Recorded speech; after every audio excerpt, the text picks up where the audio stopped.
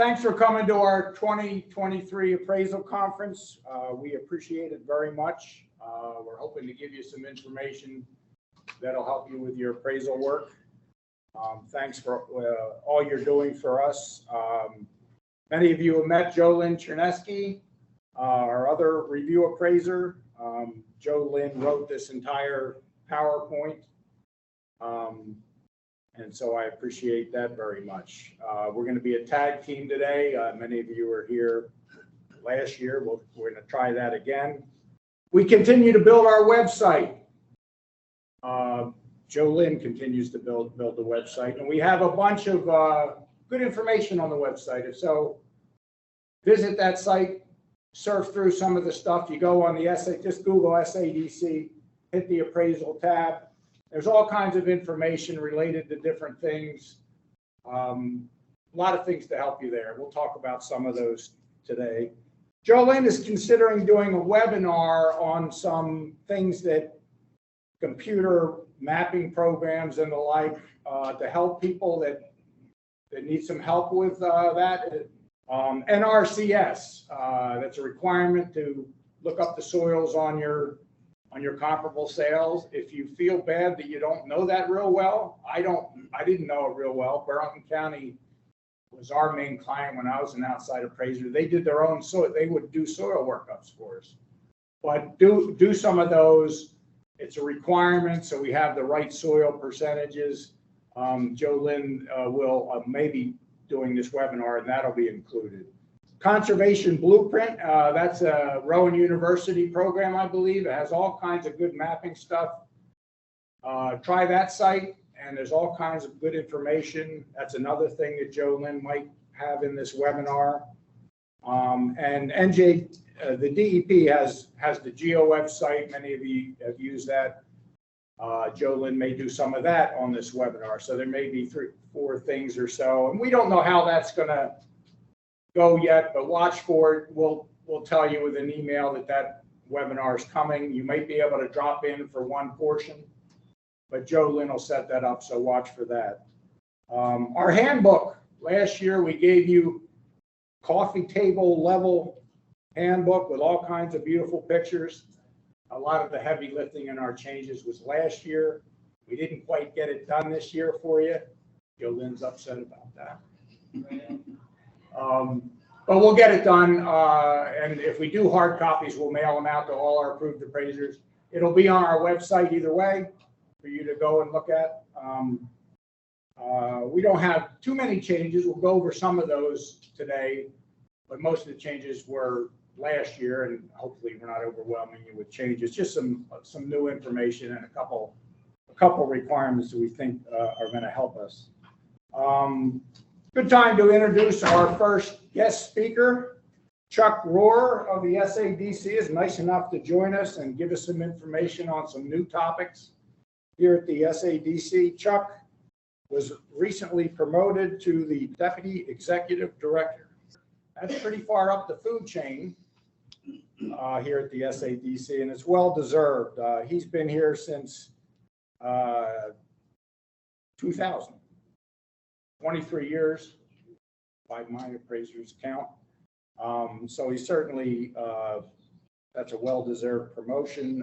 He brings a great perspective because he's a farmer and he comes from a farmer background. So I think he understands a lot about farming and has great relationships with farmers and knows the problems they face. So he's great to have here, and without any further ado, Chuck Rohr. Good morning, everybody. As Rich said, I'm Chuck Rohr. Just wanted to say this is the 40th anniversary of the Farmland Preservation Program. And so this year is our 40th anniversary. We are at just about 2,800 preserved farms, and we are just a couple weeks away from preserving the farm that will put us at 250,000 acres of preserved farmland. So that is a long-term accomplishment, a big accomplishment, and it's an accomplishment that we could not have done without your assistance. So I wanted to thank you guys for not only coming today, but for the years of service that many of you have provided to help us to get to this pretty big goal. So thank you for that. So there's two topics today that are probably newer to you guys. They may have a tangential relationship to the appraisal world, but they're definitely big topics that are happening in the farmland preservation world that I wanted to fill you in on. And if you have any questions, the last slide is some contact information, but also I'm happy to answer any questions either today or if you reach out to Rich or Jolynn, if you have a question afterwards. If it may in fact affect one of your appraisals, just reach out to them and then they'll get in touch with me and we'll be happy to answer that. So the first is a new law that came into effect in February of this year. It's called the Special Occasion Events Law. That became effective on February 3rd. And an interesting tidbit to this is it became effective immediately. Most laws, when they're created, get passed, and then the agency that has to initiate that law or initiate that new rule has to write regulations. But in this case, the legislature said, nope, it's effective today. The SADC can write the regulations over the next 12 months, but farmers can start applying for this right now. And what it does is it allows farmers, preserved landowners, to hold events on their farms that, there's a definition, it's essentially weddings, lifetime milestone events, social events, that kind of thing, that typically would not be allowed on a preserved farm because they'd be considered a non-ag use. And so the impetus for this goes back to originally weddings at wineries on preserved farms. So right around 2015, wineries started really taking off. So did the aspect of folks wanting to have their weddings at these on-farm wineries on preserved farms. There was a pilot program put in back then only for wineries, and in that case, it affected maybe 6 or 7 wineries in the state because they were just wineries on preserved farms. But as a result of that pilot program, it was determined that this was a good thing for all preserved landowners to be able to take advantage of. It would help the ag industry. It would also allow the public to gain access to preserved farms, which theoretically they've helped pay for. And the other thing is it would help kind of even out the financial aspects of farming. You know, you have good years, you have bad years. It's kind of sometimes all over the place. This could help even out some of that as a bit of an insurance policy. So special occasion events was passed and farmers are now allowed to do it. You're not supposed to displace any ag land, and it's not, the design is it's not meant to mess up the neighborhood. It's not to create, the new Six Flags Great Adventure in the middle of Salem County. They're typically meant to be located. You'll see how some of the rules kind of get to that. So here's the definition I was talking about. From our understanding, you could do almost anything. I mean, pretty much a cultural or social event. I mean, that could be just about anything. So special occasion events are not eligible for right to farm protection, which is the state law that allows farmers to do classic farming activities, even if they are annoying or a nuisance or maybe not even permitted in your township zone. Right to farm protects those things, and you can do them by the Right to Farm Act. The special occasion events are not protected from that. So if you're wanting to do one of these things and the town says, look, you've got to have the local police direct traffic. You have to follow that. Health and safety, food safety, all that, you still have to do those things with these, but you'd be permitted to do them on preserved farms. These they don't include recreational activities that you're currently have always been allowed to do. So hunting, fishing, cross-country skiing, those things that use the farm, recreational activities that use the farm in their existing condition have always been permitted and still are. That's not a special occasion event. So some of the specific details that are important. The law says you can do 26 of these events per year. And of those 26, 6 can have more than 250 guests. So you could have 6 what we're going to call big events, and you could have 20 smaller events. So this gets to the point of not creating a full-on wedding venue or a catering hall. They're meant to not have a huge impact on your neighborhood because we don't want to have a huge impact on the neighborhood, huge negative impact. So that's what those numbers are meant to create. But interesting side note, for the 26 events that you're allowed to have, if an event is marketed as a single event and it occurs on consecutive day, 2 consecutive days, that's just considered one event. So say a weekend event. So you have a weekend, pick the thing, Irish Festival. So weekend Irish Festival on my preserved farm, I'm billing it as one event. You come for both days. That only counts as one of my 26 events. So theoretically, you could have 52 days of events if you played this all the way out. Let's see. So I've sort of started to explain the difference between what's an SOE and what's not. The other document we have, it's part of the Right to Farm program, is this on-farm direct marketing AMP. And that is a very descriptive document that talks about how could I do marketing of my own products through things, think about like pumpkin patches and hay rides and things like that. If you've got pumpkins to sell, well then having a hay ride to the pumpkin patch is kind of an added value type of thing. And that's perfectly fine. And so this on-farm direct marketing AMP describes the limits and the criteria that you would do those kind of marketing events, and it would still be considered marketing my product. And that is not a special occasion event. That's just straight up marketing what I'm growing on my farm. So special occasion event has nothing to do with my farm, except that it's the location. So think of a wedding. When people come to a wedding, they're coming to celebrate the wedding. They're not coming to buy a pumpkin. They're not theoretically they aren't coming to buy much of anything. They're just coming to celebrate the wedding. So that's kind of what the differences are. What we've told landowners is if you're going to have both, you're going to do some marketing of your own stuff, but you also want to have these special occasion events, you can go to your county ag board and you can get what we call a site-specific ag management practice that'll parse those out. And it will say, these 10 things that I'm doing are marketing my output of my farm. Those are not my SOEs. These other 5 things, the weddings and the Irish Festival that I plan to have, those are SOEs.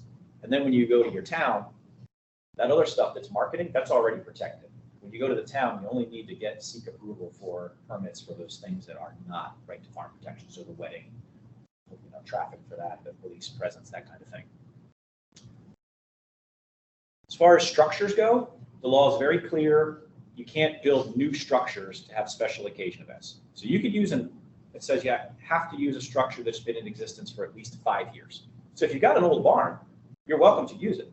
And in fact, that's what a number of folks are doing. They've got a beautiful old dairy barn. They haven't had a dairy in 30 years. The barn is kind of obsolete as far as repurposing it to put tractors and things in because it's smaller than today's machinery, but it's a beautiful structure. So clean it up, fix the inside up a little bit, make it friendly for folks to come in, and you've got the makings of a venue to have an event. You can also use temporary structures like the tent in the picture here, and you can do minor improvements for health and safety. So if you need exit signs, if you need proper handicap ramp or things like that, you can do those, but you can't make wholesale improvements to any structure.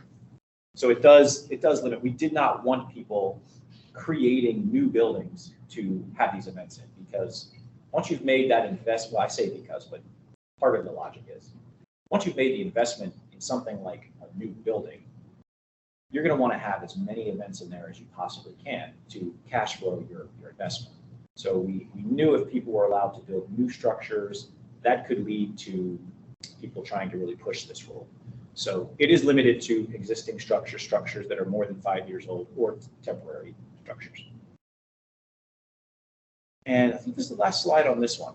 Well, what happens if you break the rule? So the law does contemplate what happens if you do violate these rules. And so there's dollar penalties for 1st through 4th offenses. And some of those, though, I mean, those numbers, to me, I wouldn't want to pay that fine. But if I host a wedding and someone's paying me a $20,000 site fee, $1,000 fine is kind of a cost of doing business. You might see it that way. So what we think the real teeth in this is the bottom lines. So the ability to suspend these events. So you get the dollar fine, but you also get a suspension, 6 months, a year, and then at least a year or permanent suspension. And that's where we think it's really that's where the rubber's gonna hit the road with folks. Because if you're a place that has booked events, let's just use weddings as an example, you don't want the upset bride who you have to make the phone call to say, well, I held a wedding inappropriately and they suspended my permit for 6 months, which means I can't have your wedding. That's not a phone call any proprietor wants to make. So we think that's going to be where the real teeth are in this. But the fact is there are some penalties. And so we think it could be a great thing for the ag community and for the general public if they follow the rules. And if they don't, we've got these to try to straighten things out. Second topic, soil protection standards, might be a little less flashy, but it's a project that we've been working on for 16 years. And we are nearly about to wrap it up to make it official. But the cause of this is we had a landowner, a preserve landowner, who took to work to bulldoze about 20 acres of his preserve farm to make it pancake flat so he could put greenhouses up on it. Now, the deed of easement says you can use your farm to put up ag structures and build ag roads.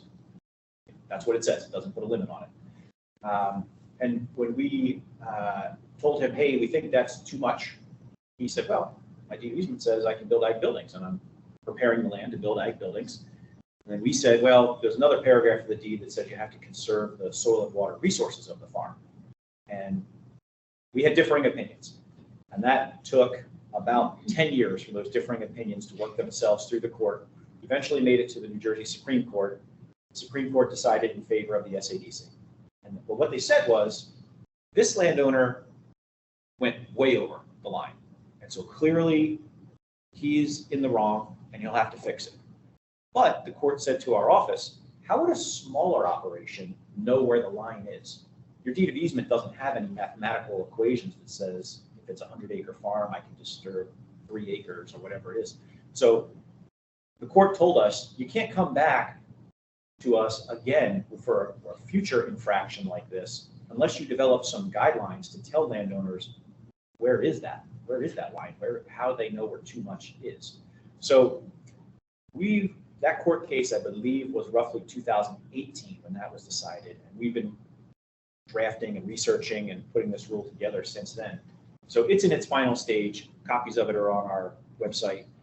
We believe we'll be putting it in the New Jersey Register within the next 2 months. So it's, like I said, it's over a decade worth of work. I'm going to narrow it down to 5 slides, so just bear with me. So the magic numbers are this last column here. So this column here is the important stuff. So what it says today is 12% of your farm or 4 acres. So if you've got a smaller farm, a farm that's under 35 acres, the 4 acres is important. But 12% of your farm or 4 acres can be disturbed. You can bulldoze it, you can put buildings on it, you can do whatever you want to do, and you don't have to come to seek permission from anybody. That's kind of all farms by right have that ability. Farms that are over the limit right now, they're going to get another 2% or 1 acre. So if you're over today, if you've already disturbed more than 12%, you're still going to have some room to grow. We're going to have this waiver is built into it. There's another slide that talks about that. So I'll talk to the waiver in a minute, but it gets you a little bit more. And then so the issue is, well, how many farms does this affect? So the rule is going to apply to all farms, but how many farms does it impact today? And the answer is, of the 12% that all farms could go up to, roughly 96% of all farms in the program today have used less than half of that. So 96% of farms are less than halfway to their total. So the impact on the number of farms is pretty small today. Years from now, we may get there, but today, 96% have used less than half, so a lot of room to grow. About 3% are in that 12% range, where they're right at the top or pretty close to it today, and 1% are over this waiver of 15, and those are the ones that are going to benefit from this, the ability to do a little bit more, 2% or 1 acre. So a small fraction of the farms are impacted by this today, but for those farms, it is meaningful. Let's see. So the things that are considered disturbance are these 3 categories. Alteration, which means I've bulldozed it or excavated it, or I've done something to change the makeup of the land. I put a surface on it. I poured a concrete floor, I put an asphalt road, I put a building on top of it, all surfaces, or compaction. And this is mechanical compaction on purpose. So I ran a steamroller over it because I was preparing it to build a road or put a floor for a building in. If you compact soil, you've really taken away the structure and its ability to act like a soil. So that's why that's important. Now, those are the 3 categories of things that count, but this slide shows all the things in those categories that are exempt. So these cover quite a bit of normal farming practices. Go back to the Yep. So these cover quite a bit of the normal farming practices, which again, if you're doing any of these things in these 3 columns, they're not counting towards your percentage. So again, how it's not impacting most traditional farming and farming techniques. So I talked about the limit, 12% or 4 acres, and then if a farm is over the limit already, then you get this additional 2% or 1 acre. And then we do have 2 types of waivers built in. So 12%, you can just go to that number. You don't have to check in with anybody. Once you get to 12%, if you want to do more, there's 2 waiver processes. The first one we're calling the production waiver. That'll get you an extra 3% or an extra 2 acres if you're one of those small farms. In order to get that, though, you have to do a little work. So in order to get that production waiver, you would have to go to the Natural Resource Conservation Service and get a plan and implement the plan that shows how you're going to protect the resources on the remainder of the farm. So I've already built 12%. Let's just say I built 12% on my 100-acre farm. I built a 12-acre greenhouse. Now I want to put 3 more acres of greenhouses and connect to it. We're saying we can get behind that, but in exchange, you're going to have to show us how you're going to protect the remaining open land on the farm. And that might be maybe you've got a forest, and the plan says, look, don't clear cut that forest. It's important for water impact. It's important for nature. Lots of good environmental stuff that you as a farmer may not need, but that's the give for being able to do this extra 3. Another big thing that we see on farms is erosion. So that just happens, but there are ways to prevent erosion and to fix it once you have it.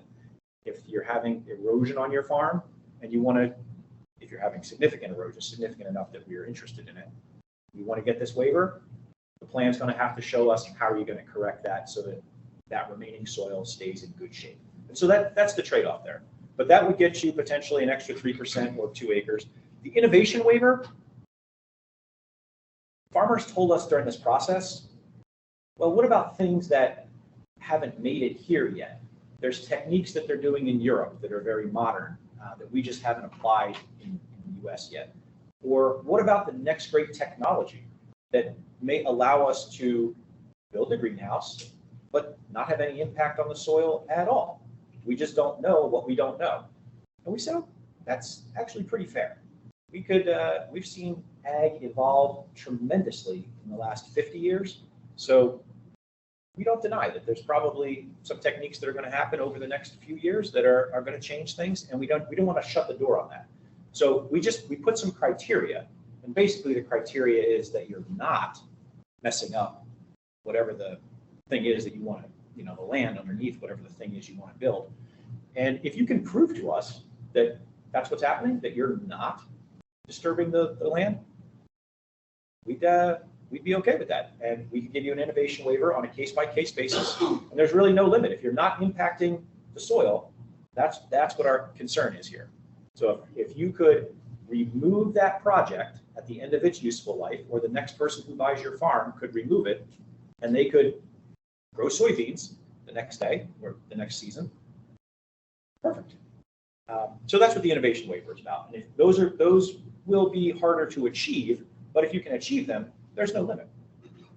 I don't know if that might be the last slide on this one. It is. So for each of these topics, there's experts in our office. Dave Kimmel is heading up the special occasion events. Dave Clapp is the soil protection guy. I know just enough about each of those topics to be dangerous, but definitely I'm also willing and happy to take your calls as well. And I'd probably consult with one of these guys to get a specific answer. Thank you guys for listening to me. I hope it was somewhat informational. But thank you very much for the efforts that you guys all put in to make these appraisals happen so that we can move these projects forward. Without you, we wouldn't be at any of the farms that we're at today. So we do appreciate all your efforts. Thank you very much.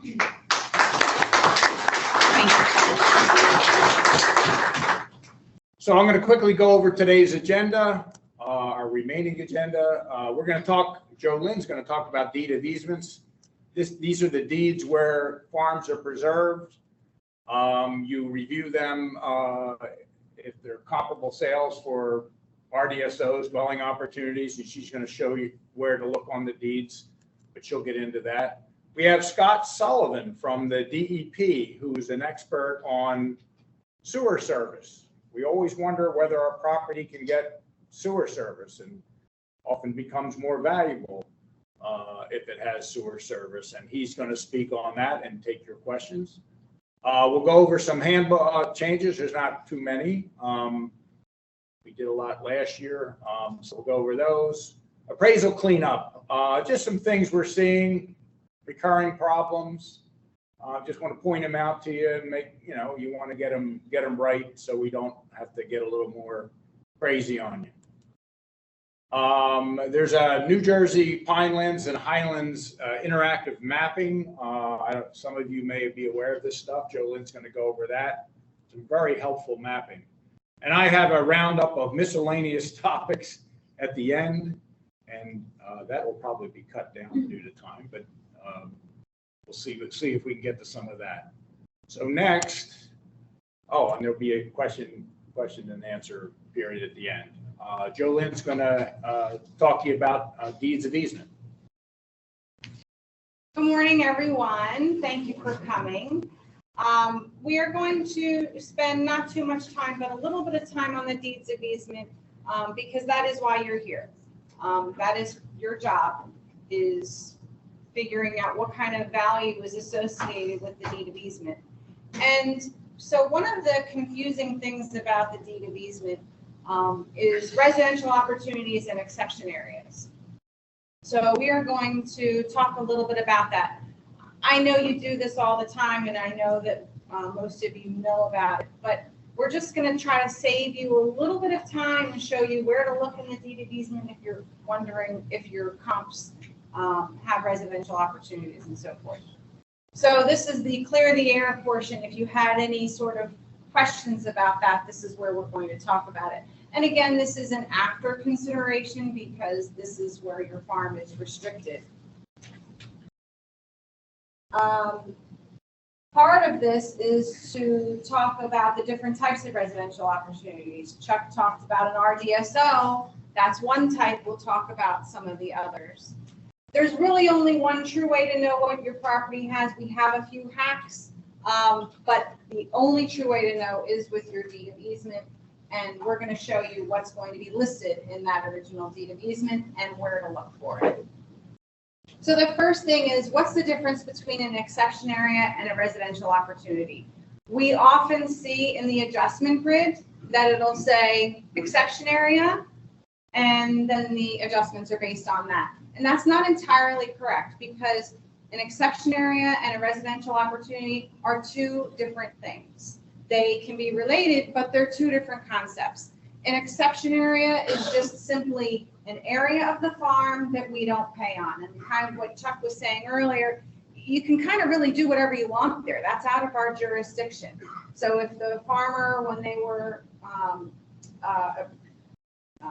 preserving their farm, had the wherewithal to say, you know, I kind of need this area to be my own private space. That's all that is, and we don't pay on it, but that's it.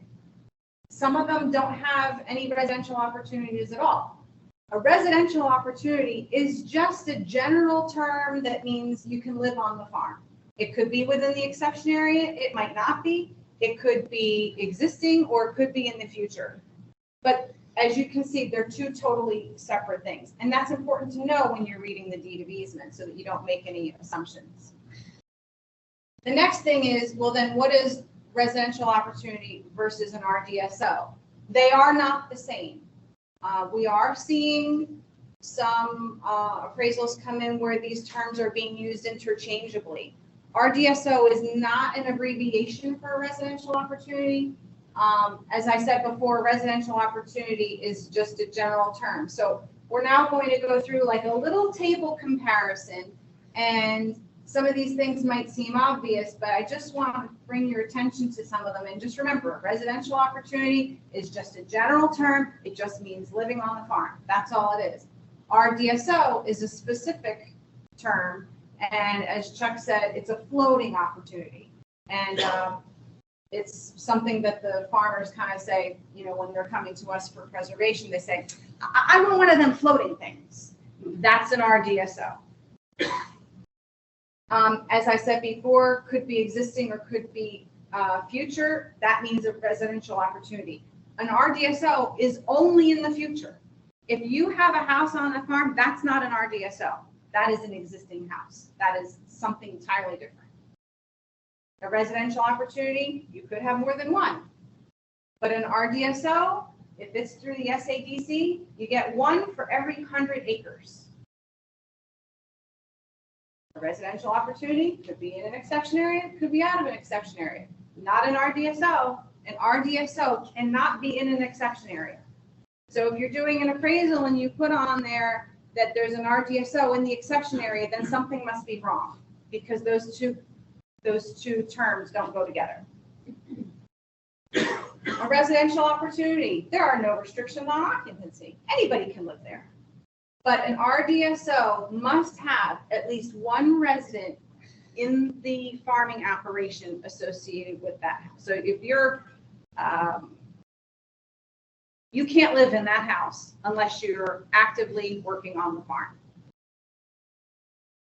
For a residential opportunity, there's no land size requirement, but as I said, you have 100 acres minimum for an RDSO.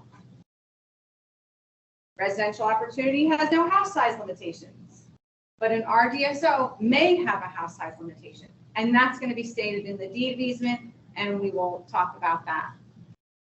And finally, the last thing, a residential opportunity, they could be rented. But an RDSO cannot be rented to anyone who is not involved in the farm. So let's just say you inherit your grandfather's farm. That's all terrific, but you're not a farmer. So, but this had a really nice house on it. You want to live there. You decide you're going to live in that farmhouse, and you're going to rent the land to some farmer who can keep the farmland operation going. You can't do that. You are not involved in that farm. You cannot live in that house. You cannot rent it to some guy who just wants to live in the country. If that person is not involved in the farm, they cannot live in that house because that is an RDSO. I think I've beaten this topic to death. I think you now can see that RDSO is entirely different from residential opportunity. So please make sure you consider this. And as you can see also, it's very restrictive. You might want to consider that. Some appraisers might consider that an RDSO is not worth the same amount as a residential opportunity, such as an existing house in an exception area. So these are things that we're all just bringing up so that you can consider them. Okay, so now that I've given you all that background, I'm just going to show you very quickly about the deed of easement. There's old ones, there's new ones. They're basically the same, but there are sometimes some differences. We've evolved, you know, like every product, you know, the new and improved. So as time has gone on, things have evolved. And so the newer ones are going to be a little bit better written, a little bit more consistent. So in an older deed, or around item number 12 is where you'll see information about existing improvements. It'll also say here on the premises. On the premises means in the easement area, not in an exception area. So that's a clue for you. Paragraph 13 is the newer version of paragraph 12. So in the newer deeds, most of what you're going to see that has to do with exception areas and dwelling opportunities is going to be in paragraph 13. And the only reason, again, I'm telling you this is just kind of save you time so that you don't have to go through 30 pages reading through that and seeing what you're really looking for. Okay, so in this example, it has one existing single-family residential building on the premises. Again, on the easement area, there's one existing house. In this example, this is interesting because this is paragraph 13, but it's an older deed. It says that there's 0 existing single-family residential buildings, and it doesn't talk anything about an exception area. If there's an exception area, typically it's going to be in here. In this deed, it happens to be older, and there is no exception area, but there is an exception area on this farm. It just doesn't happen to be listed in paragraph 13. So if you see this and you say, oh, there's nothing here, okay, I'm good to move on. Not necessarily. At the back of the deed, there will be a legal description and there should be a reduced copy of the survey. This survey goes with that previous slide. And as you can see in the survey, this has a little flag-shaped exception area. It says that it's 2.03 acres. So you can't just stop with paragraph 13, especially if it's an older deed. You got to look through, go to the back and see what the survey says. Now, in this case, it does not tell you if it's severable or non-severable. And we'll get into that, but most of you realize the difference between a severable and a non-severable exception. There is one document that can amend the deed of easement. So in that previous slide, it had an exception area, but it didn't tell me if it was severable or not. This here says, this is your clue word, recertified. That means that they corrected it. There's other words here, modified, amended. Those are your clues that there's been a change. And it says with a severable exception. So I don't want to confuse you, but there's only 2 documents that can amend the original deed of easement. One of them is a corrective deed. The other is this, which is a cost-sharing grant agreement. So if you see a cost-sharing grant agreement, don't ignore it because it might be correcting something that's in the deed of easement. These are for county projects. You're going to see them in mostly Burlington and Gloucester County. You could see them in other places, but those are primarily where you're going to see them. Okay, here is another example of a survey with a very important piece of information. And I will warn you, these are reduced. So when you get them, it's going to be very hard to read. It's going to be very easy to miss these details. But in this survey, there's a little cabin, and it has a note here that says recreational use log cabin, see note 14. And then there's a list of all the notes, and note 14 says there is an existing recreational cabin that is not recognized as a single-family residence and cannot be replaced as a single-family residence.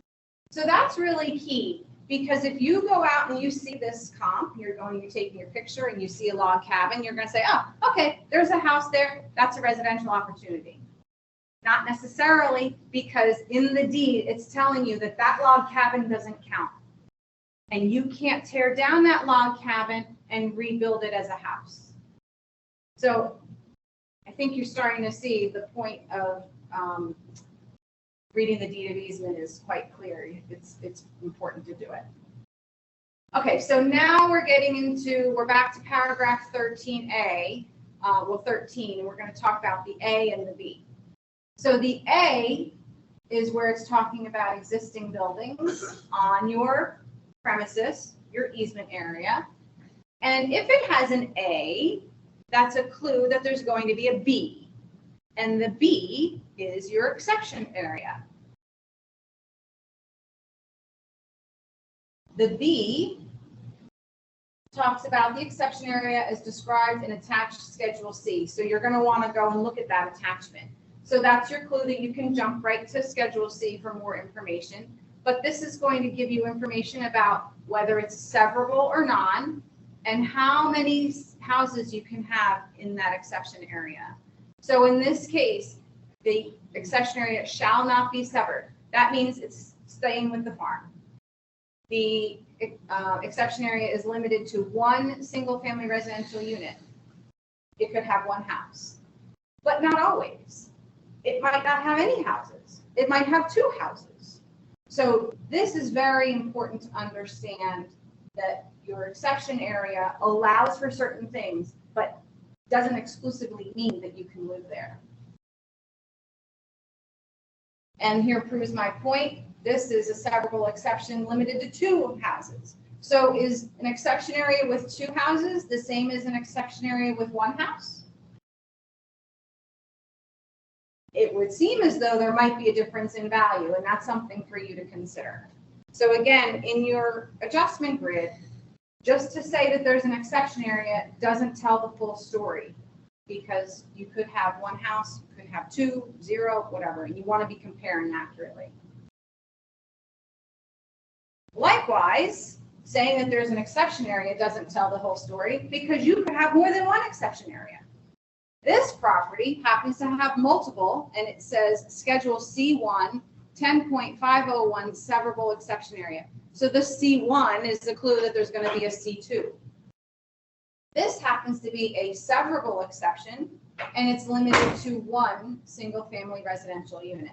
So this is an interesting topic, because a severable exception means that they have the right to apply to subdivide, and if they get approval to subdivide that, then they can sell it. This has the right for a single-family residential unit there. That means you have a buildable lot. It's not buildable yet. You have to go through the approvals. But when you're considering that property, you now have a property that has the potential to have a buildable lot. How does that compare to your subject farm?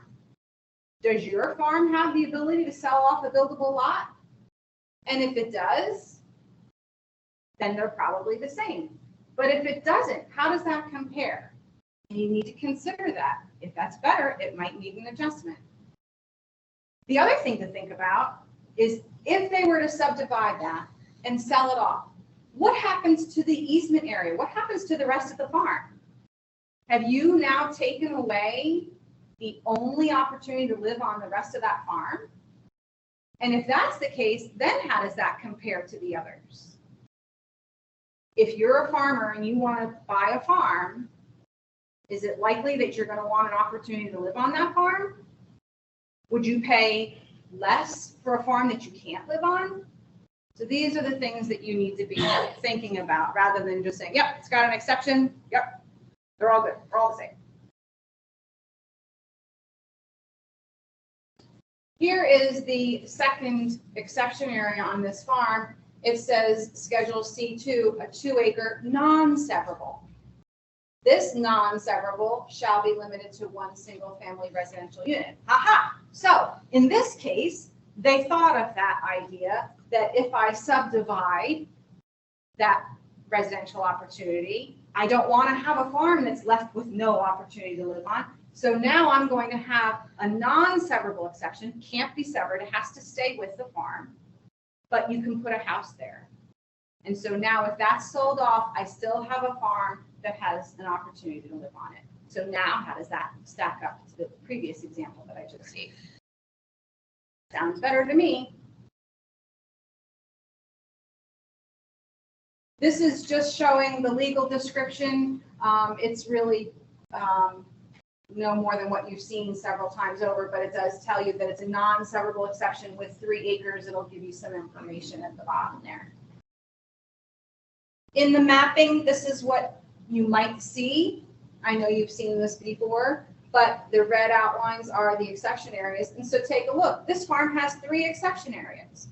Do all 3 of these have residential opportunities? Are all 3 of these severable or non? There is a little ES here at the end that indicates that that's a severable exception. Well, look at it. It's 12 feet wide. You're not living on that. That's not a severable exception for the purpose of living on. That is just an access easement. Then you have this area over here. This has EN. This is also an EN. N means non-severable. This is going to stay with the farm. This happens to be a conservation easement. Are you living on that? No. And conservation easement, what kind of restrictions go with that? What is that going to do to the value of the farm? If I have a conservation, am I going to pay less for that? Because now I have to worry about more restrictions. And then here is another exception area. This is probably where your house would go. But this is just simply to show you that, again, I'm beating the topic dead to the, but one exception is not the same as another exception. You want to really think them through. This is just a deed of easement showing you when you have multiple exception areas. This is the just some more information. It's just more of the same. More of the same. Okay, now paragraph 14. This is where we talk about the RDSO. So remember I said they're not the same. RDSO stands for Residual Dwelling Site Opportunity. And that's important because in the deed of easement, if you have an RDSO, they don't call it an RDSO. They spell it out as Residual Dwelling Site Opportunity. So it might be easy to miss if you didn't understand what that stood for or what the term means. So paragraph 14 is where you're looking for the RDSOs. In this example, there are none. But just want to show you down here under your definition, RDSO means the potential to construct. So that means future. Has to be future. This is the definition of it. And on the premises. And we talked about premises before. That means the easement area. So that's not in your exception. That's the definition of an RDSO. Must be future, must be in your easement area. Oh, wait. One more thing. Well, we don't have to go back. You want to go back? You can. When we're talking about future, what happens if they exercise that RDSO and they decide to build the house? At some point, the future becomes the present. And you might go and look at this and you'll see a house there.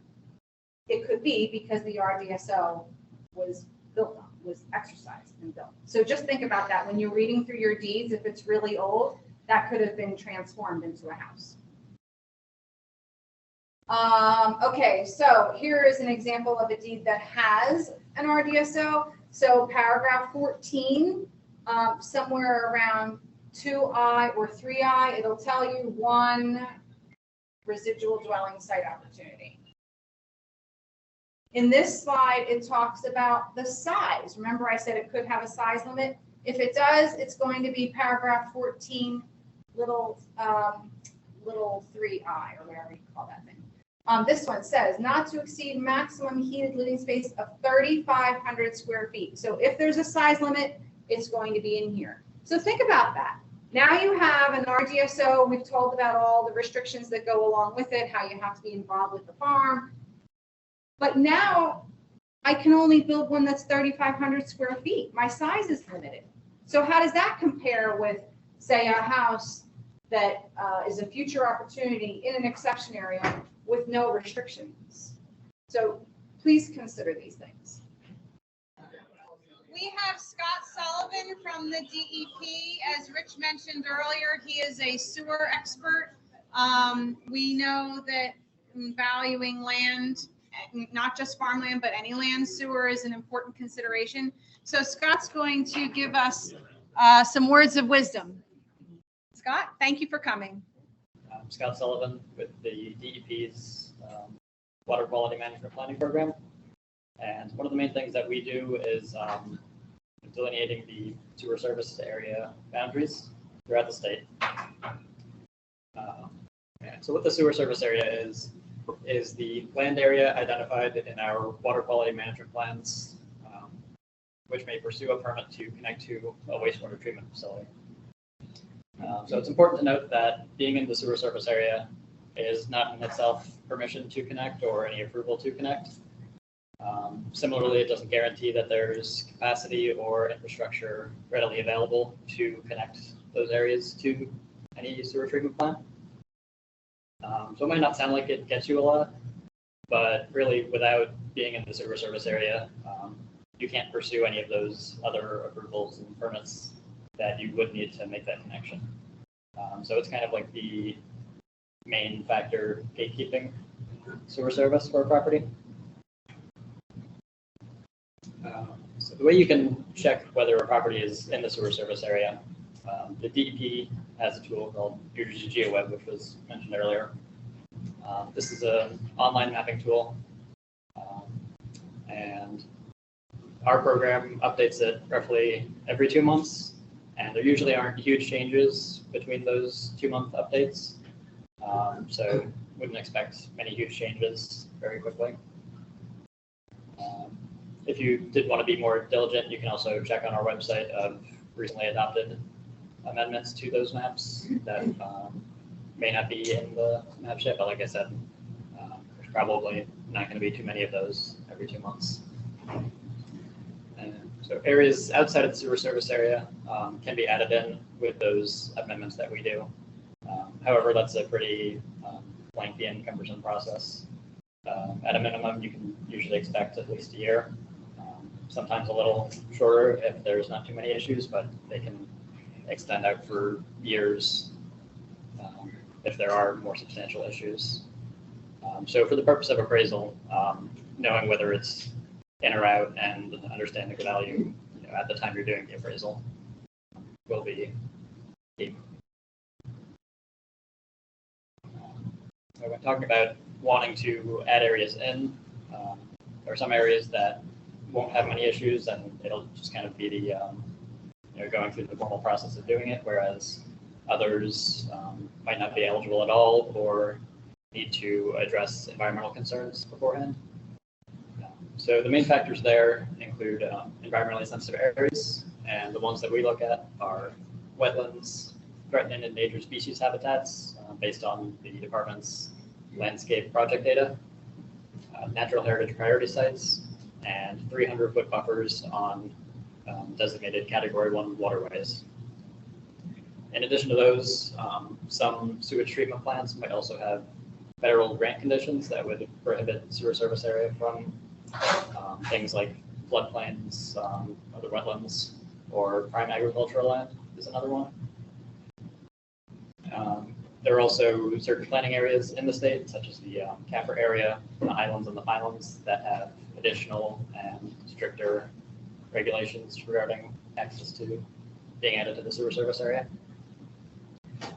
So when we're doing amendments, these are all things that we're looking at to see whether they can be added to the map. So practically what this means is that when you're looking on what kind of development could be added based on the sewer service area and sellability, the entire sewage generating structure that would be proposed for the property has to be within the sewer service area. That means if somebody wants to build a large warehouse on a farm field, for example, they can't just have 80% of that be in the sewer service area and be okay. They kind of have to look at the entire building itself. However, that doesn't necessarily always apply to all of the related developments or improvements to the property, like parking lots or access roads. Those don't necessarily have to be in the sewer service area. Additionally, being in the sewer service area is only one part of the process to actually getting that access to the sewer connection. But it's also, you know, the first main one that has to happen before everything else can happen as well. So if the property is not in the sewer service area, it's a pretty safe bet to assume that there is no access to sewers for it, and there probably won't be for a bit of time as well. There are no exceptions to that in the event where the soils aren't conducive to septics or on-site discharge groundwater treatment systems. We don't factor that in at all. It's just what it is for that property. So that said, there's a lot of variety in situations, and we can see throughout the state. And so it's hard to give a good general answer on how easy it might be for property to connect in the future, just because conditions can vary so much from one location to another. All right, so for properties that are in the sewer service area, some of those other steps that have to come after could include getting a treatment works approval permit, which is also issued by the DEP. That process is much quicker than being added to the sewer service area itself. It's usually within a 90-day clock that can happen. As far as local governments go, they might have some additional restrictions based on their zoning, their master plans, transfer development rights, conservation easements, things like that. Receiving treatment plants as well are going to have to approve the connections. And so depending on the kind of capacity in the plans, maybe contracts that they have with certain parties, you kind of have to reach out to them and get a sense of where they're at and whether they want to approve that connection as well. Additionally, the infrastructure that they have built out so far could play a factor as well. So if the property is ready with sewer service area, but their sewer lines don't extend out that far, and there's not really anything in between the property in question and where their infrastructure is, it might not always be economically feasible for them to want to extend that infrastructure out there.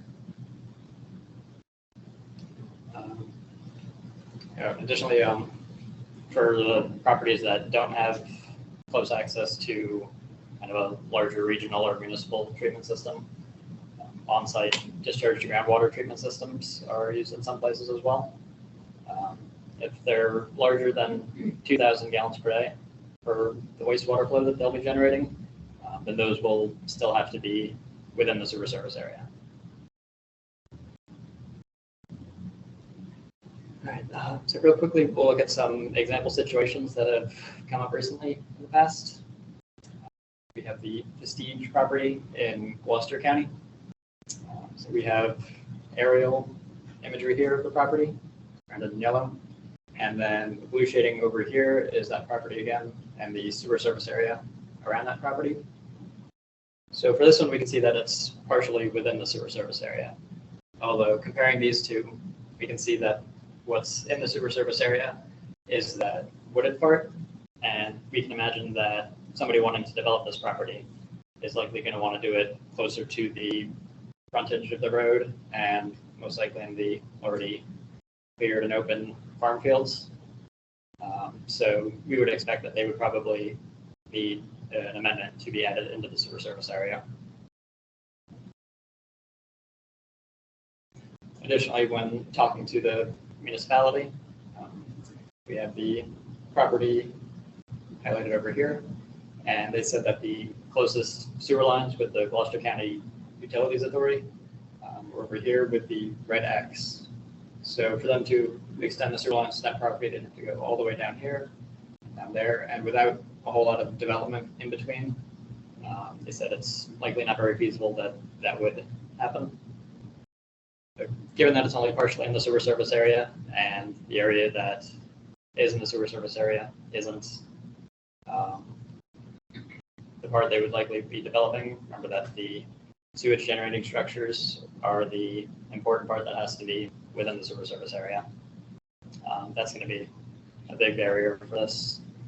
And then further looking at the local governments, you need to know if the municipal zoning allows for the kind of development that would be looking for the sewer service, as well as the master plans allowing for sewers there as well. Because we've run into experiences before where somebody comes in for an amendment to be added to the sewer service area, but especially rural towns sometimes, like maintaining the character and knowing that sewer service area tends to bring more intense development with it, they specifically oppose those in ordinances and master plans to maintain those rural characteristics. And then talking with the treatment plants as well. So the GCUA, even though they didn't have those pipes too close by, they mentioned that another treatment plant nearby might, so it could be worth reaching out to them. And so the Greenwich Township Utilities Authority, that other one, indicated that they had sewer lines closer. So our property is still down here with the yellow X, and they indicated that they had sewer lines much closer by the red X here, and with this building here being the closest one that was currently connected. So that extension of the sewer line there wouldn't seem nearly as cumbersome. However, they also, I'm sorry, good question. It's been my experience that bordering municipalities are not likely to extend their sewer lines into a neighboring municipality. Yeah, so often that can be the case.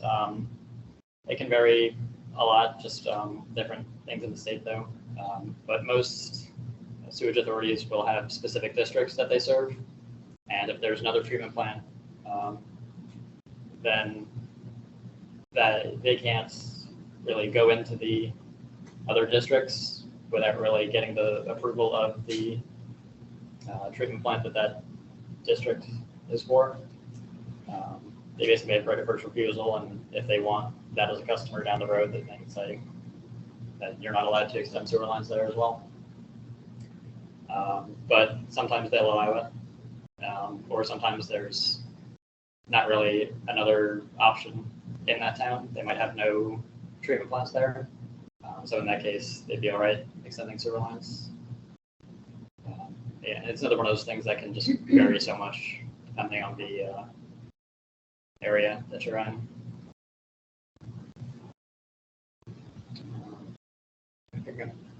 We have the Greenwich Township utility with the closer sewer lines, but they indicated that the capacity at the treatment plant was almost reached. And so because this was in another township, East Greenwich Township, they didn't want to extend the lines further out there and use up more of their limited capacity serving another township when they might have more pressing things to address in their town. So with all that said, it seems like the access to sewers on this property isn't very feasible. If it ever did happen, it would probably take a very long time and still be pretty expensive. So another one we have here is the Sullivan property. This one's in Somerset County, and no relation to me. We can see here there's another partially in the sewer service area lot here. And from the aerials, we can kind of see that looks like maybe the existing dwelling unit and other small developments are what's in the sewer service area right now, whereas the much larger area with the cleared farm fields are outside of the sewer service area. So kind of similar to last time, the area somebody would be looking to do a lot of development on is outside and would need that amendment to come in. When the local governments were reached out to, the Hillsborough Municipal Utilities Authority actually told the appraiser that the property could connect to the sewers. And so while it's not technically incorrect that the property could, because that existing development was in the sewer service area. It was maybe missing the context and some nuance that the rest of the property would not get grandfathered in there, even if that other part of the property was already connected. So Somerset County Utilities Authority said that the rest could not connect. And generally, I would say that the counties have a better understanding of my program's regulations when it comes to the sewer service area. They're usually the bodies that we're working with when we're developing and updating these water quality management plans. So if you do see conflicting things like this, chances are the county will have a more nuanced and detailed take on that.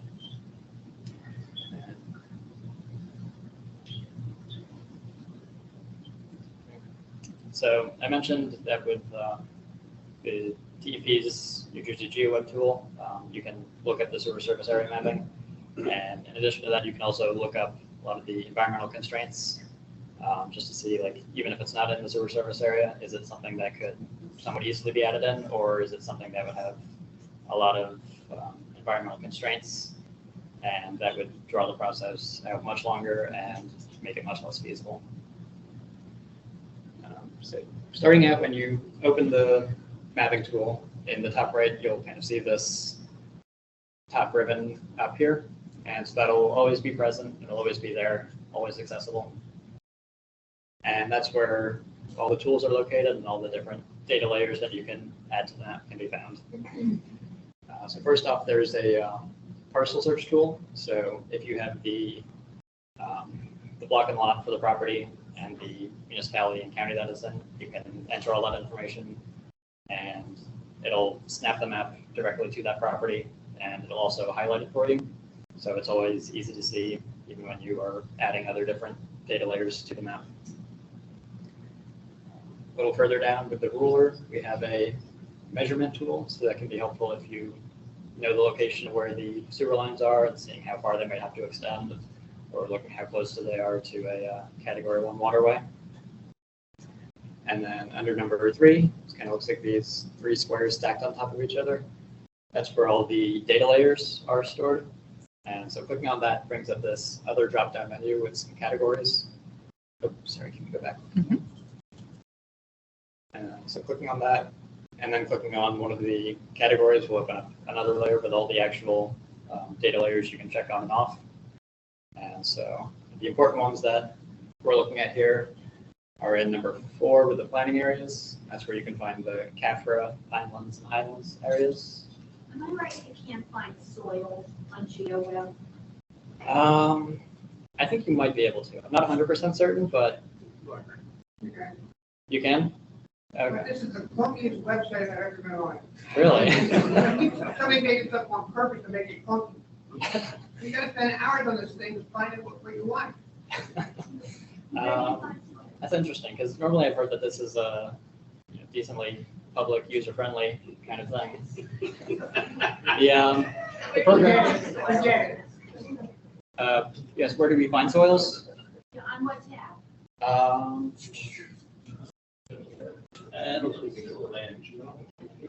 Yeah, it might be in geology. I'm not 100% certain of that, since that's not really something we're generally looking at. Yeah, he's not really the soil guy. He's more the sewer guy. We usually recommend NRCS for the soils, which is also a little clunky. You know, we didn't design these programs, but, you know, we got to work with Web Soil Survey. Exactly. Go ahead. Yeah. Moving on down the list, we have the land category down here, and that contains the wetlands. A little further down, we have utilities, and that contains the sewer surface area layer. So that's the big one for the purpose of looking for sewer access. Below that, we have landscape. That includes the threatened and endangered species habitat with the landscape project data, as well as the natural heritage priority sites.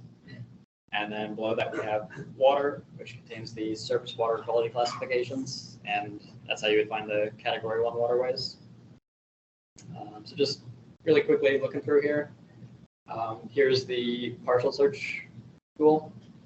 So like I said, if you have the municipality and county, you find that in the drop-down menu. You type in the block, you type in the lot, you hit run, and it'll snap you right to where you want to be looking, and then highlight that property as well. Here's an example of the, once you click on one of those categories, here we click on utilities, and so you can see that the boxes over here, you can check on or off, and that'll turn the layers on and off and bring them on the map or remove them if you want to declutter it a bit. So real quick, just looking at some, random example we have here down in Salem County. Maybe this is some farmland needing to be appraised. And the yellow shading here we have as the currently adopted sewer service area. So we can see that even though the property is not in the sewer service area right now, it's still close to these two. So it's potentially feasible that maybe in the future it could be added there and get connected. Just looking at the environmental constraints that we may be facing, if we turn on the wetlands layer, this blue shading shows that there might be a little in the back, maybe a little bit in the front as well, potentially an issue. Looking at the category 1 waters, so for these you have to click on the streams that show up, and it'll give you this pop-up menu. And we can see in the category it says FW2 NTC1. The important part there being that C1, so anything with C1 in the category would be category 1 water, and it would have those 300-foot buffers on it as well. And so then looking at the one a little above, we see that there's no C1 there, so that would not be a category 1 water and would not have those restrictions. And we've got the landscape projects with the threatened and endangered species habitat. And this one's usually kind of a little more overwhelming, especially in rural areas where it covers a lot. It's got a few different colors, so with this one as well, you can click on it to identify, and it'll have this bit of information pop up. And so the key thing there is at the top here with the rank. And remember that the restrictions are only on ranks 3, 4, and 5 for these. So if it says 1 or 2 there, then that would not be any barrier for sewer service. And then for this as well, it's worth mentioning that the data, because it's so dense and heavy, it's broken up into different regions in the state. Otherwise, it would slow down so much. So when you're turning the layers on, you need to make sure that you look at the landscape regions and know which one that you're in. You can click on those to identify which region it is as well. And then from there, you can choose the correct region there. So ours was in Salem County over here, which was the Piedmont Plains. And so that's why I had that one turned on and all the others turned off. And then lastly, we have the natural heritage priority sites with the pink or purple shading here. And we can see that it also has some of that in the back of the property as well. So depending on how much development might be planned for that, could be an issue if it wants to go really far back. But if it was just looking more towards the frontage with the road, then maybe wouldn't be an issue. Well, if there's no other questions, my contact information is up here. Feel free to reach out to me with any more general questions as well. Thank you all for having me. We'd like to thank-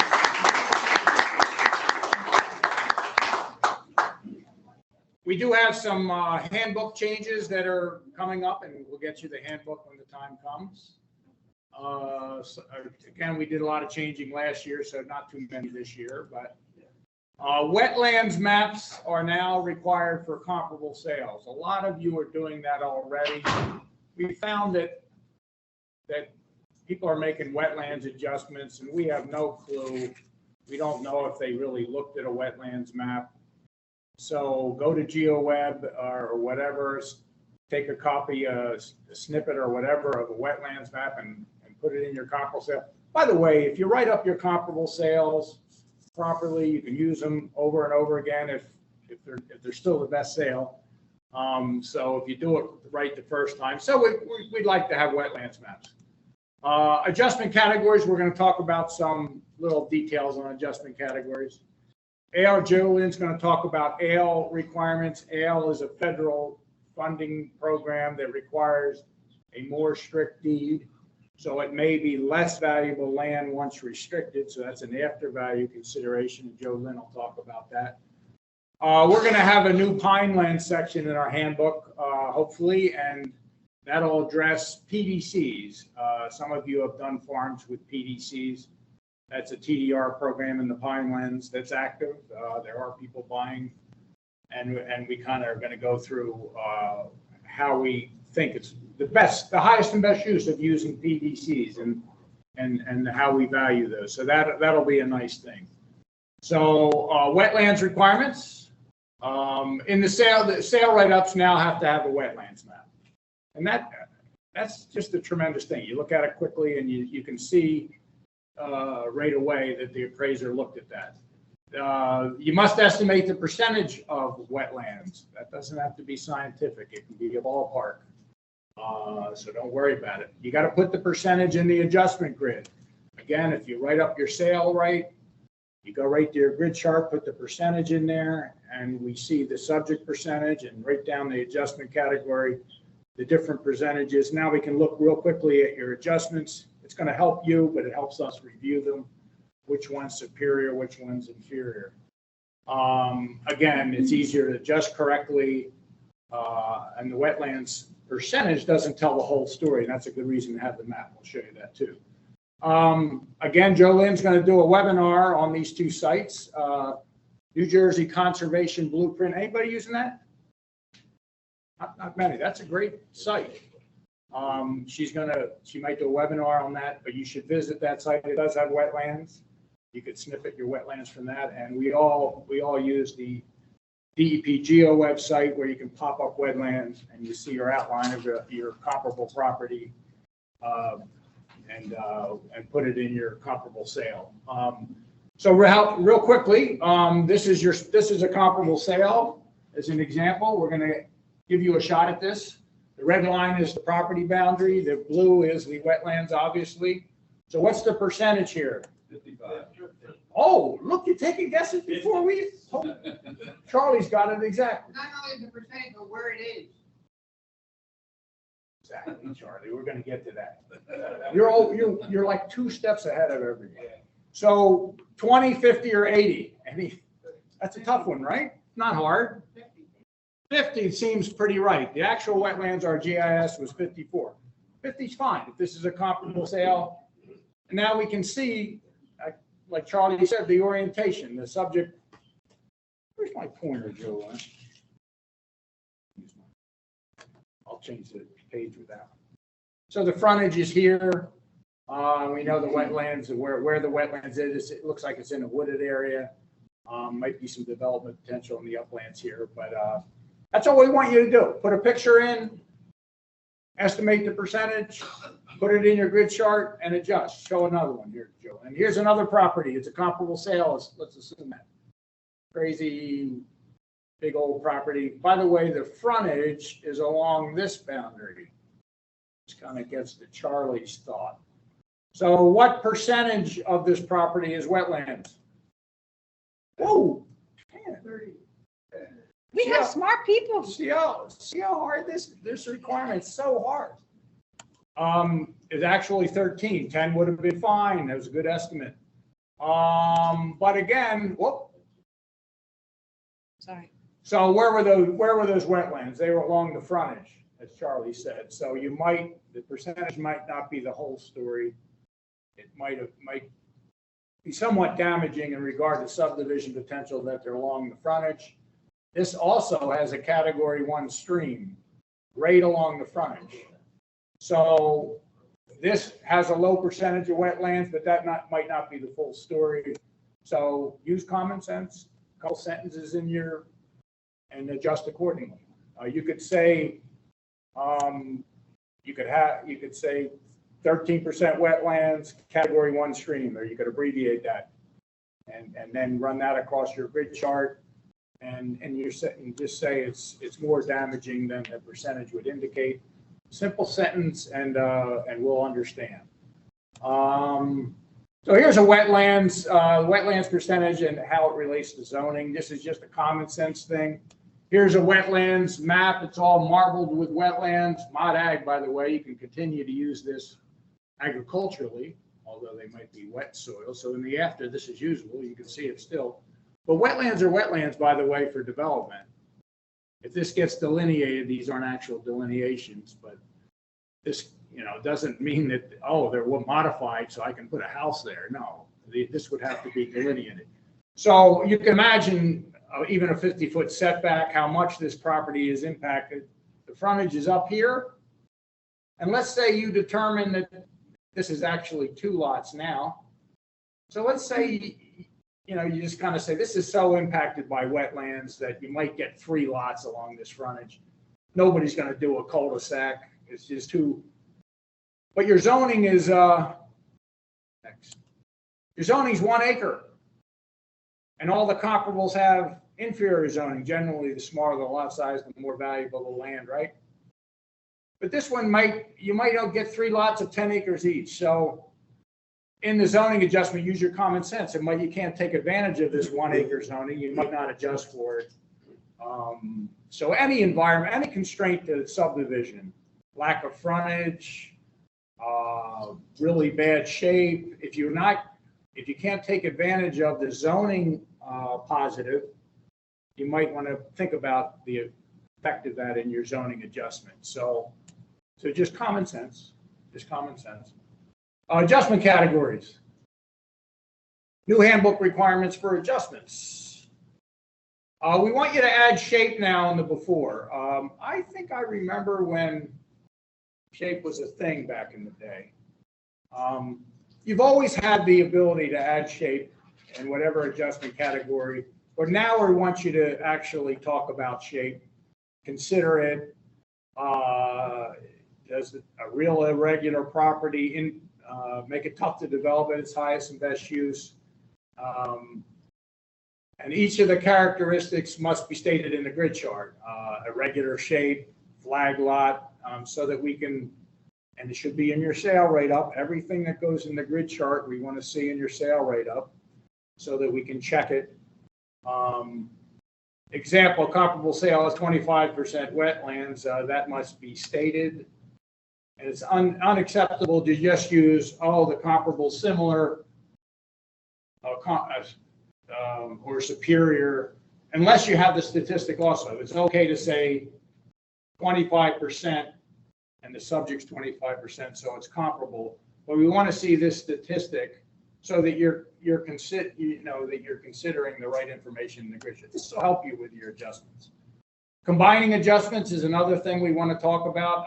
The right and wrong way to do that. I talked too much about this already. Add shape in the before adjustment, and we talked about that. You can combine it with frontage and shape, often related, not always. You could separate the adjustments. We have that other category if you want to separate them. Sometimes they're related, but we want you to consider shape is conducive to double loading a street, for example. If the street's the property's real narrow, highest and best use is building a cul-de-sac. You want to double load lots, right? You build a cul-de-sac, you want to build lots on both sides, but it's not wide enough. So shape may be a factor in its eventual highest and best use, make it less feasible, less valuable to the buyer. So shape is really important. So we want you to think about shape and tell us what you think. A lot of times it has to do with an inferior shape, but think about shape and frontage. Here's one that's a couple examples. This is a flag lot. Obviously, the frontage is down here. There's minimal frontage, so that's something to adjust for. It's going to be tough to subdivide that lot. The shape is also bad because you got to run a long street if you were going to build in the back. Probably not feasible. Here's an elongated one. Again, elongated shape. It turns out the frontage is some of you may have worked on this, but there is frontage down here. So maybe the shape isn't so bad being elongated because you could subdivide all frontage lots all day long here. But sometimes if it's a bowling alley property and it's real long and deep, it's just not going to be feasible. So the shape is more of a factor. Here's an irregular one. Again, you got some limitations to frontage here. By the way, the effective can be impacted. Is that a class change? The frontage can be impacted by wetlands, and so the effective frontage might be slightly less. You can talk about it. Here's a real unusual shape. There's frontage here, frontage here. There's a driveway that goes back. The green is the property, by the way. Driveway that goes right down here and up to a farmhouse.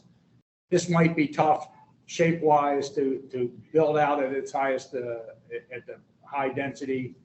Maybe you can come in through this cul-de-sac, but consider shape and frontage. So we're adding shape. Again, a grid chart, real quickly, the important thing about this grid chart is we're quantifying things. And you found your subject had 25% wetlands and all the comps had exactly 25%. That'll happen. The important thing here is good comps. The important thing here is we want you to quantify things so we can just and you can quickly look at this and how to adjust. Again, shape and frontage were merged. We say what they both are, flag shape and 5 feet per acre, a frontage ratio. And then in your discussion, you can sort of talk about them separately, shape and frontage, in a couple sentences. You don't have to write a demonstration report. Wetlands, the percentage is in here. We're not guessing at it. It's in your comp write-up. Soils, this is a before chart, very limited, is septic. We have all our septic. We went to NRCS and we got all our septic ratings and put them in here so we can adjust real quickly. So whenever possible, it'll really help you to write up your comp properly, bring in these percentages to most of you are doing this, but it really helps us, and I think it'll help you. Combining adjusting categories in one category can lead to confusion if not done correctly. You can do it. You can separate you can use the other category for something that you think is important, but if you combine them, talk about them separately in the write-up. So each must be stated in the grid. Maybe the characteristics of each of these categories will show you that. Each of these adjustment combined categories must be explained in the write-ups. Again, a sentence or two on each. Example, shape and frontage ratios combined. Tillable and topography often get mixed. They're two different things. Might be good to separate those in adjustment categories, but if you have them together, make sure that you put like 90% tillable / rolling topography on your grid, and talk about these two separately in your write-up if you combine those two. And don't make us guess at what you're doing. Again, a sentence in write-up is all we need. We can figure it out.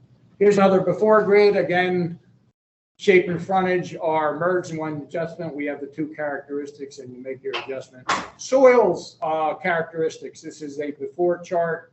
This is septic requirements, very limited, usually what people quote. It's kind of like wetlands. It's the really bad area that's quoted here. We're getting away from severe, moderate, and slight. Those septic ratings, we still see those used. We're using the current terms are in our packet that we give you, by the way. Very limited, not limited. What are some of the other categories? Somewhat. Thank you. Other. Not rated. Thank you. This is a sharp crowd right here. Get away from slight, moderate, and that's showing your age. I'm getting old, so I don't want to do that. And Joe Lynn's going to talk about ale a little bit. Okay. You want to drive? Yes, I'll drive. Okay, we are very tight on time, so I'm going to go through this very, very quickly. Basically, ale is a new consideration that's required in the handbook. There will be something in the handbook about this. It's a federally funded program, and so we're just going to really quick, go through some question and answers about like what is ale, what are the appraisal requirements for ale, how do you know if your subject has ale, How does ale impact your valuation? What ale resources are available? And what will this look like in your adjustment grid? So the first question is, what is ale? And after today, you're probably going to need one of these, but that is not what we mean here. ALE stands for Agricultural Land Easement. It is a federally funded program, and it's been going on since 2018.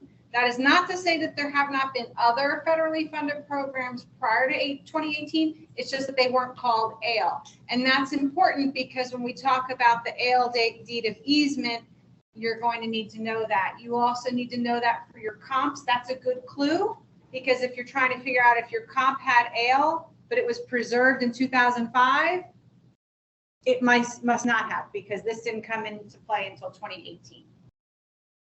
ALE is going to be more restrictive than a typical farmland easement. Chuck talked a lot about different restrictions, and you know that the deed of easement places a big restriction on the property. ALE is going to be even more so.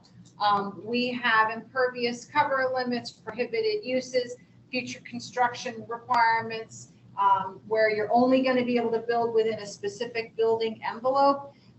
We're going to show you documentation so that you can study this on your own. So I don't want to spend much time on this. One thing that you might not be aware of, this is something that I, as an appraiser in my former life, didn't really know, but once a farm is preserved, it's rare, but you could divide that farm. There's a lot of rules to it, but let's just say you had a 200-acre farm and you wanted to subdivide it and give a farm to each of your kids or something like that.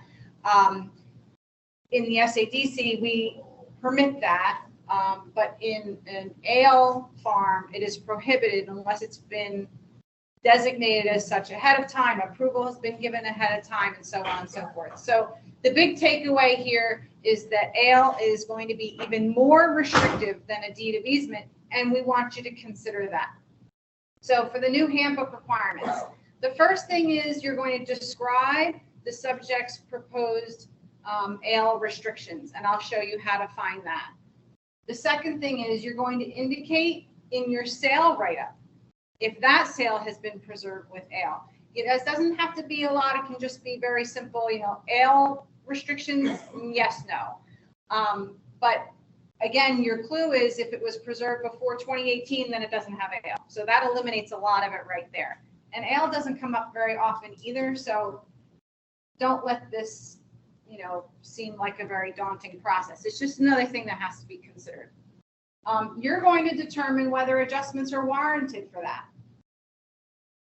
When you adjust, if you decide that an adjustment is warranted, you're going to adjust in property rights.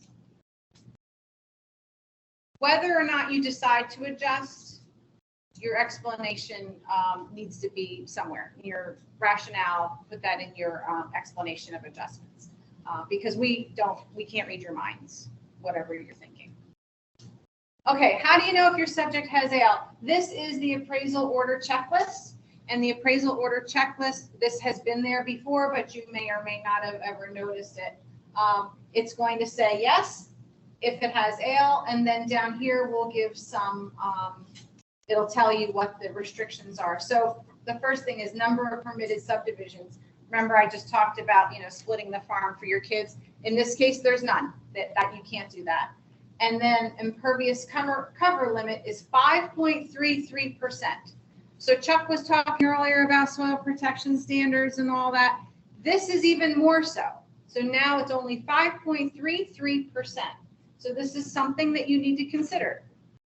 If you're going to buy that farm and you are limited now to 5.33%, would you pay less for that farm than if it didn't have this ALE restriction?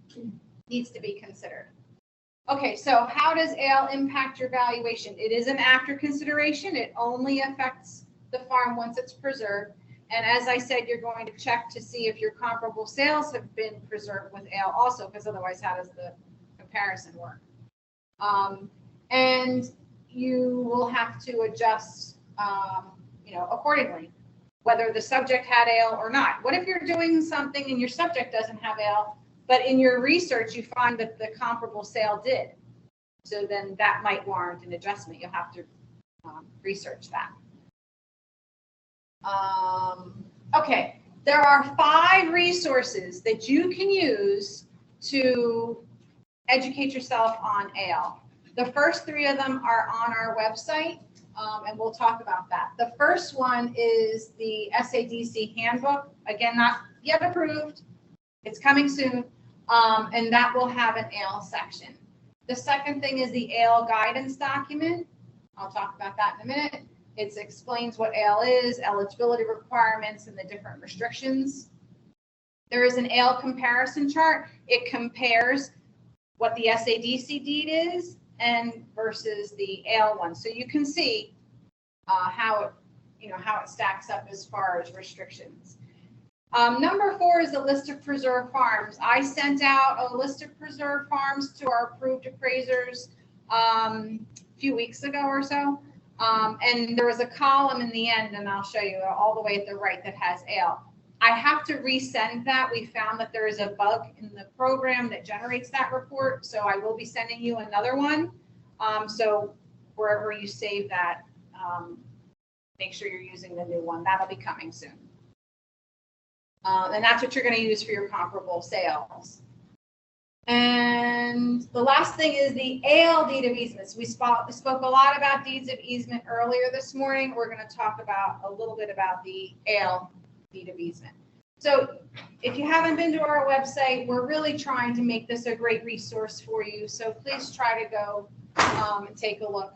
For the, at the very top, they have these little bookmarks, and you'll see the one that says ale, agricultural land easement. When you click on that, it takes you down to this section that's towards the bottom of the website. It has an explanation of what ale is. And then here are 2 links to 2 of the documents that I was talking about, 2 of your resources, the ale guidance document and the ale comparison chart. So the ale guidance document, this is it. I don't expect you to be able to read this, but it's just this nice little kind of outlay document. It's given to the landowners to tell them what it is, but it's also there for you so you can just learn about it. Since we don't have time to go into it today, this way you can learn about what's involved. This is what the ale comparison chart looks like. It's going to have the SADC deed on the left columns, and on the right it has on the ale deed. So it'll tell you what some restrictions are.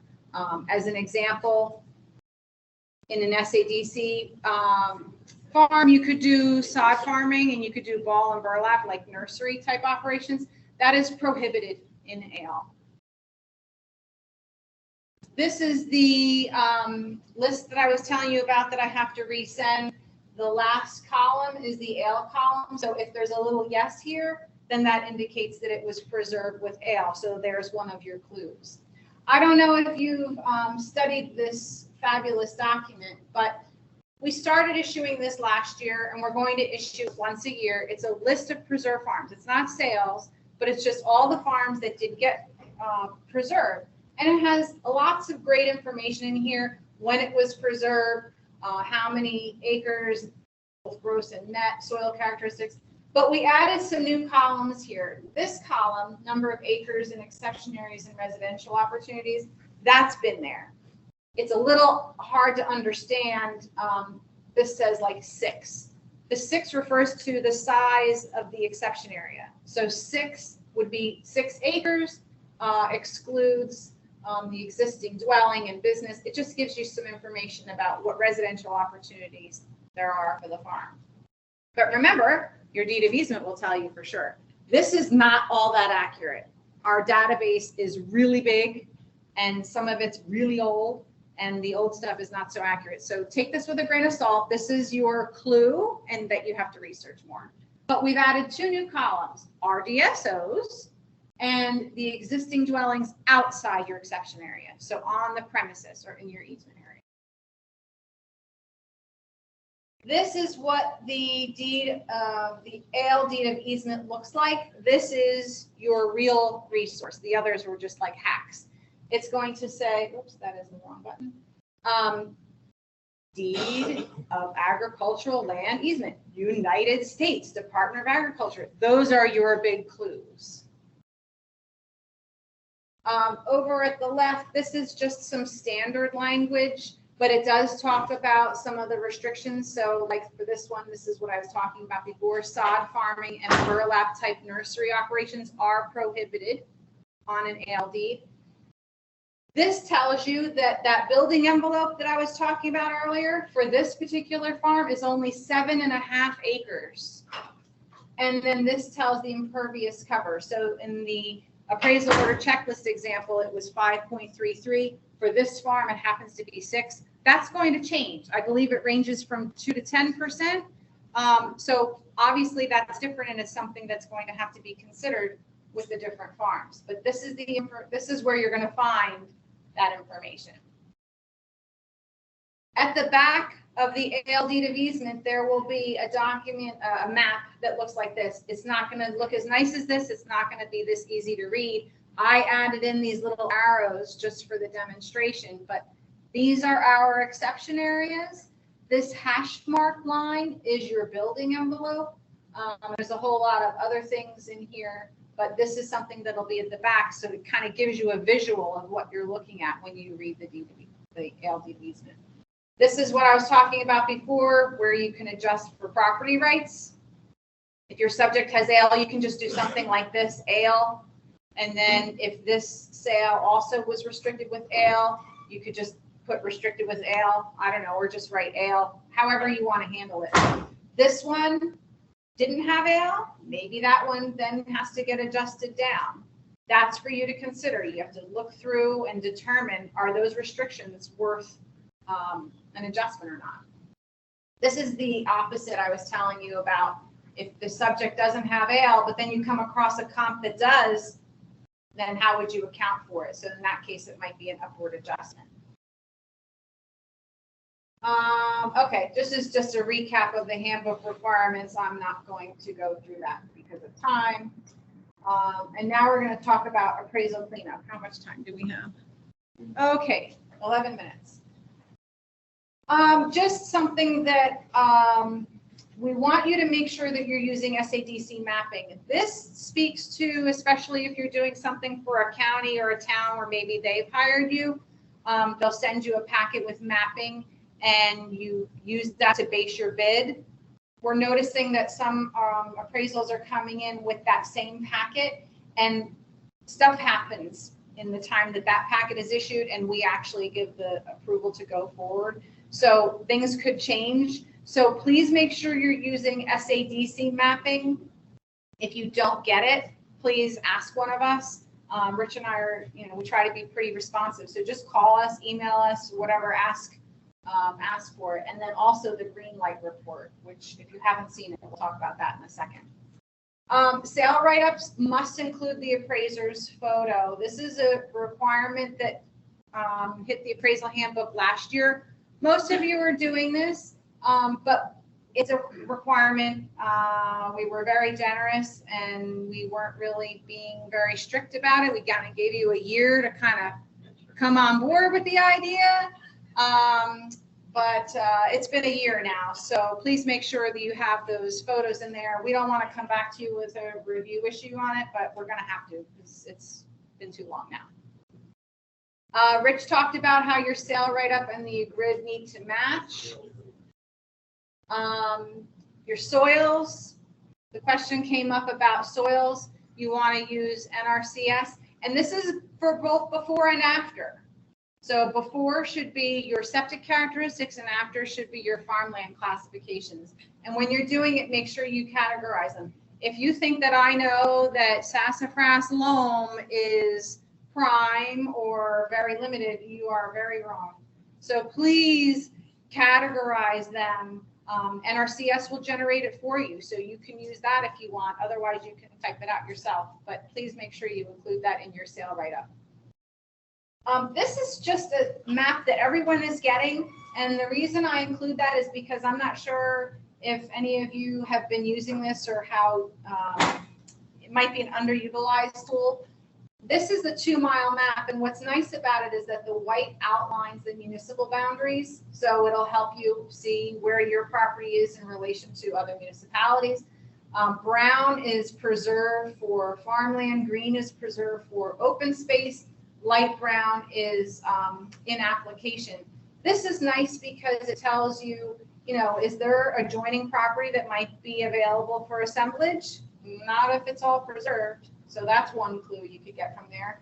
It also, this 2-mile map can tell you, is the general area have development pressure? Are there a whole lot of little subdivisions in this area? So then maybe there's development pressure. Or the opposite, maybe it's just a whole bunch of preserved area like this, and then that tells you that there's no development pressure. So just another resource that you have that you might not be using to its potential. This is their green light report. In our office, we made it a requirement that all appraisers should be getting this. Before it was kind of hit or miss. If you're not getting this, please ask for it, because this has some great information. It has soils percentages, wetlands percentages, tillable. It's all spelled out for you. So if you don't have this, please ask for it. It's also important because we have found some, I don't want to call it a discrepancy, but here's an example of a soils map, and then you get these little tables with the data underneath.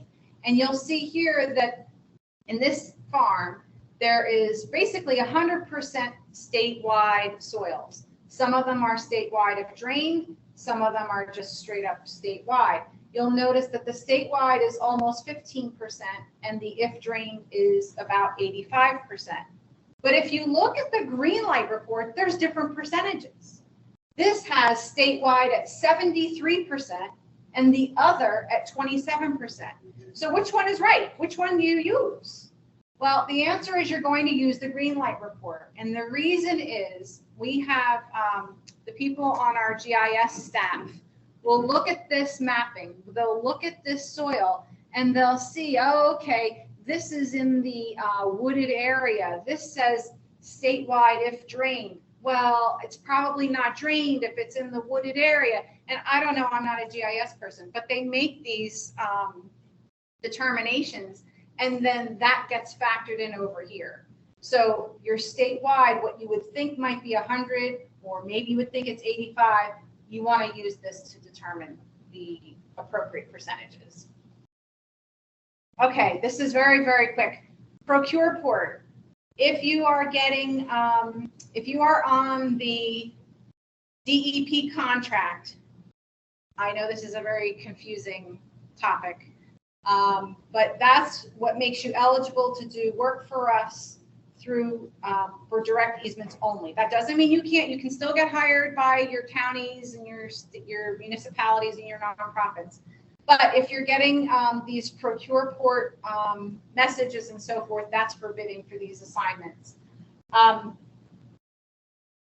Please make sure that you are downloading the documents when you're doing your bid, because we're seeing that a lot of you don't, and this is what's going to tell you how complicated the assignment is. This is just really for your own good. I know you probably don't have time, you just want to get the bid out, whatever, but this is going to tell you any specific instructions. It'll tell you contamination, litigation, I don't know, whatever. So this is more just for your own benefit. Just make sure you're downloading those and reading through that carefully. This is what it's going to look like. This is also something, you get a lot of these emails from Procure Port. This notifications at Procure Port, that's a standard response. I know a lot of you probably want to ignore these because you get too many emails. But then there's these other emails that come through Messenger at Procure Port. Those are from Sam. And Sam's going to be the one who emails special instructions. He'll give you the bid results. I don't know, any other special weird thing that might come up. So please don't ignore the messages that come up from Messenger.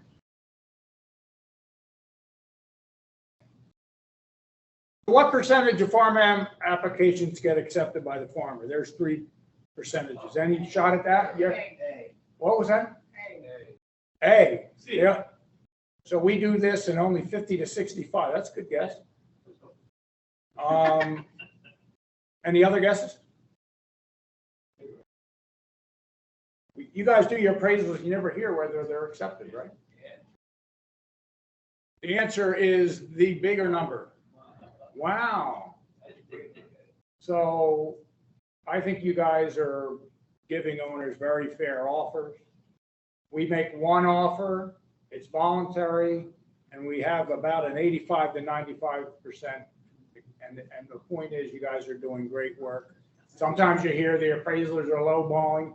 Well, if it was voluntary and you get this percentage, farmers aren't dumb. So you're doing a great job, and we're just wanted to let you know that. Next.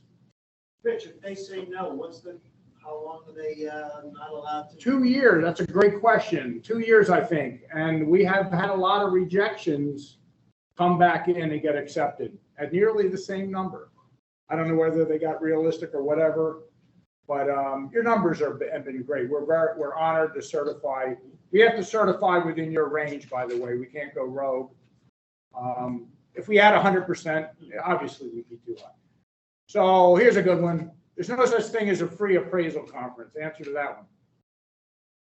True. You guys have lost a lot of money this morning, not doing appraisal work here. You had to drive here. We got to do a webinar. So this is a way of saying thank you for coming. So we appreciate it very much.